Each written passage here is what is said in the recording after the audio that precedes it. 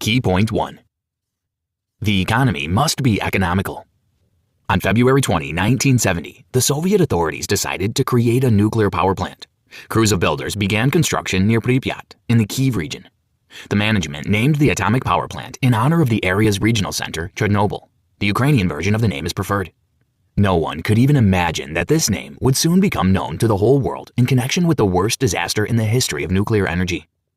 It is impossible to tell the story of the Chernobyl accident outside the context of domestic and foreign Soviet policy. Therefore, in the titles of the key points, you'll find famous slogans of the USSR. Here, they are used ironically. In the 1970s, nuclear energy was the USSR's way to rejig the stationary economy and catch up with the West. The post of station director went to Chief Engineer Viktor Bryukhanov. He was to lead the construction of the first nuclear power plant in Ukraine from the stage of its blueprints. Bryukhanov calculated all the expenses for the materials necessary for the construction and made estimates. He handed the data over to the state bank in Kyiv. 400 million rubles.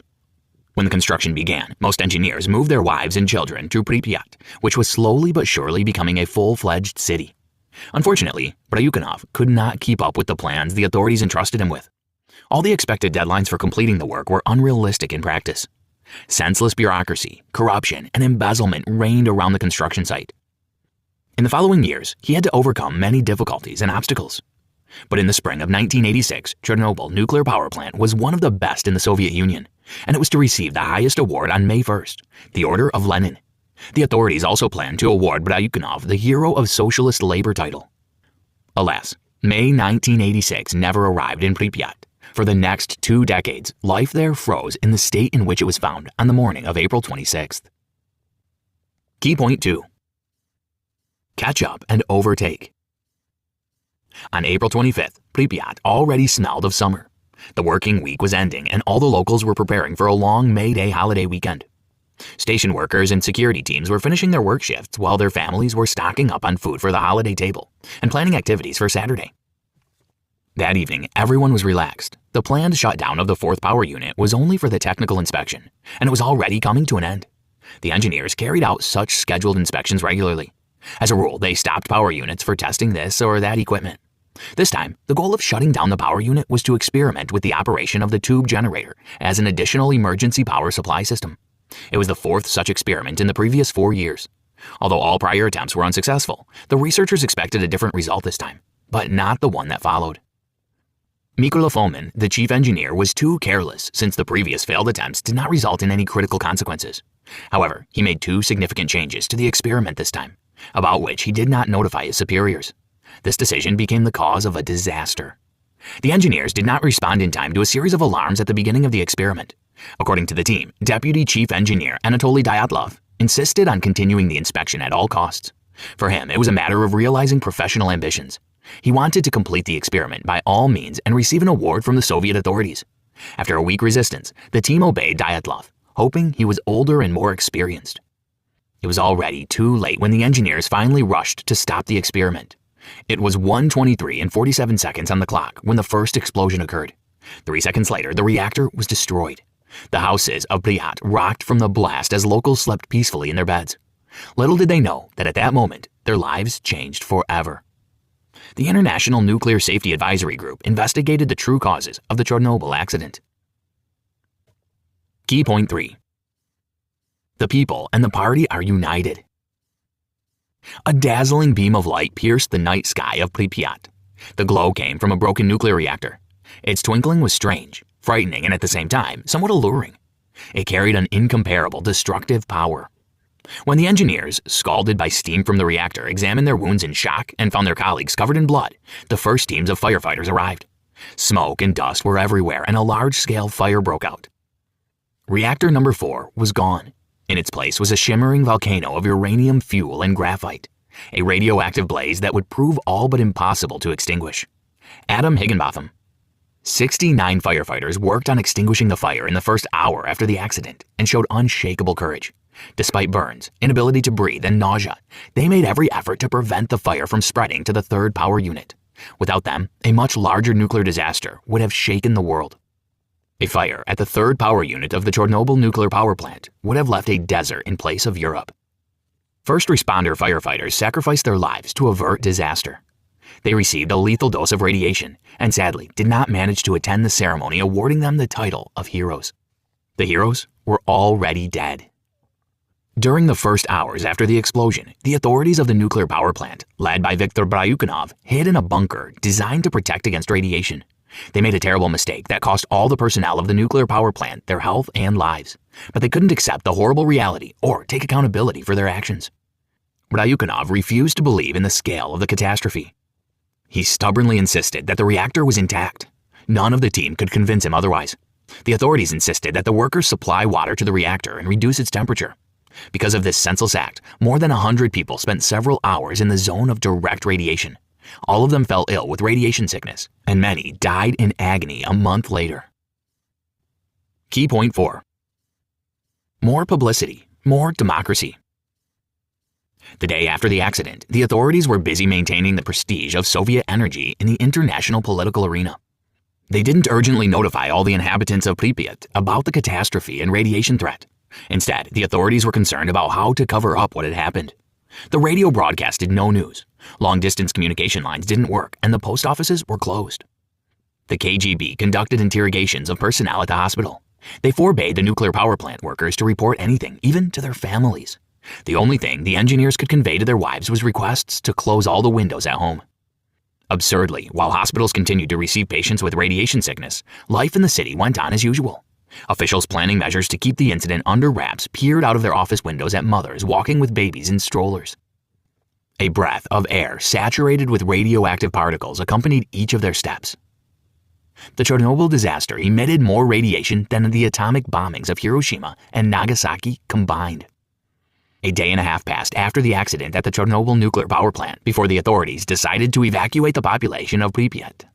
It was life-threatening to stay in Pripyat for much longer, so an evacuation had to begin urgently. The charges involved all transport companies in Kyiv and nearby cities. More than 1,200 bus drivers came to Pripyat. Accompanied by police, they were supposed to take 45,000 people out of the danger zone. The authorities also used 2 motor ships and 3 trains for the evacuation. More than 4,000 people had to stay in Pripyat because they were the city's critical services employees. On the radio, a woman announced that all residents must pack their essentials and documents, as everyone must evacuate for 3 days. Pets were supposed to stay at home. At 2 p.m. on April 27th, people locked their apartments and boarded the buses waiting near the entrance.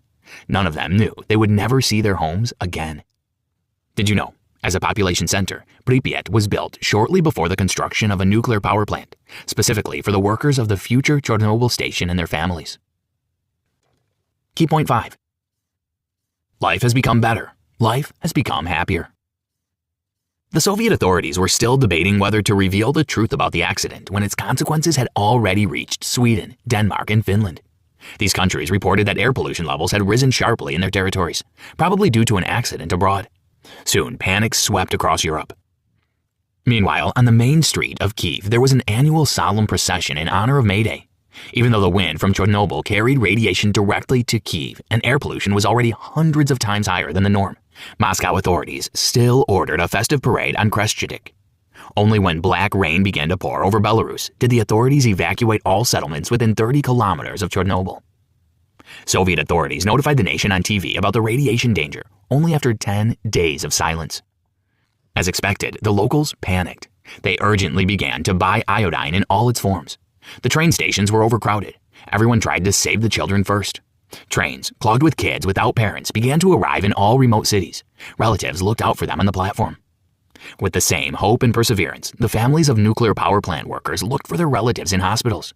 Those on duty the night of the accident and those who first arrived to put out the fires were secretly taken to Moscow.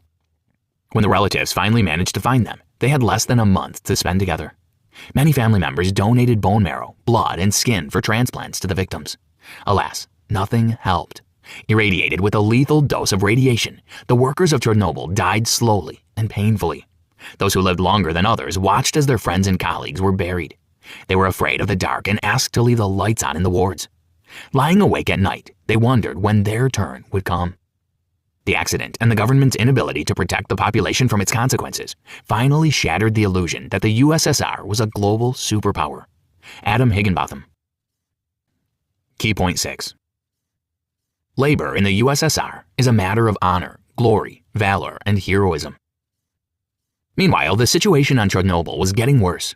The temperature in the reactor began to rise sharply. There was a threat of another explosion of even greater power. It was vital to reduce the release of radiation into the atmosphere.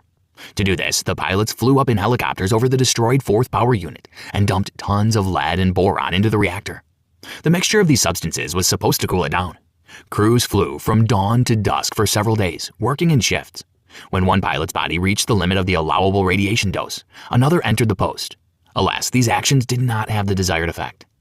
Another recklessly heroic attempt to save the day was to pump water out of the destroyed reactor.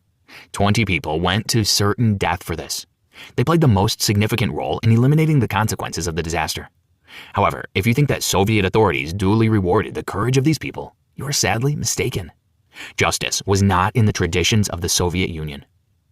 Those who were not beneficial to the image of the state found themselves on the margins of society, regardless of their merits. For example, the scientist Valery Legasov, who participated in the aftermath of the accident and received a massive dose of radiation but miraculously survived, was unprofitable to the authorities. He studied the conditions of nuclear safety and spoke at scientific conferences with reports in which he revealed the causes of the accident at the Chernobyl nuclear power plant. His statements undermined the authority of the Soviet nuclear power industry and exposed the fatal mistakes of the leaders, who did everything to make Legasov considered crazy. In the end, they drove him to suicide. Of course, thousands of people who later became liquidators did not know about this case. For them, the authorities created a completely different narrative. The mass media spread the idea of heroism and unity of a great state through skillful propaganda. Soon, everyone began to sincerely believe that they were working for the common good and the prosperity of future generations. Did you know? Studies estimate that in just a few years, about 600,000 people cleaned up the aftermath of the Chernobyl accident. Conclusion. The Chernobyl nuclear power plant accident was a solid blow to the environment for decades. 200,000 square kilometers were contaminated. Hundreds of small settlements had to be buried, and thousands lost their homes. Many of them also lost their health and lives. Due to the high radiation pollution, cancer incidence has increased significantly in nearby countries. The Soviet authorities did not inform the population about the incident in time and did not properly take care of their citizens' safety. A different approach and a transparent policy could have significantly minimized damage and casualties. It is noteworthy that 20 years later, no one has claimed responsibility for what happened. Even though the nuclear power plant authorities served time in prison, they continued denying their guilt, even on deathbeds. In 2000, the Ukrainian government completely shut down the Chernobyl nuclear power plant. For safety reasons, in 2016, they erected a new sarcophagus over the destroyed reactor. Ukraine is currently working on revitalizing the affected territories, supporting environmental protection activities, and creating conditions for safely visiting Pripyat. According to the state plan, by 2065, Chernobyl will become a safe ecological zone. Try this. Watch the documentary The Belle of Chernobyl, which contains testimonies of people directly involved in the tragedy. Watch the reflection film Chernobyl, 2 Colors of Time, Film 3. Suppose you like computer games. Download Crisis in the Kremlin, 2017. You can play on behalf of the ruler of the USSR to prevent the accident at the Chernobyl nuclear power plant.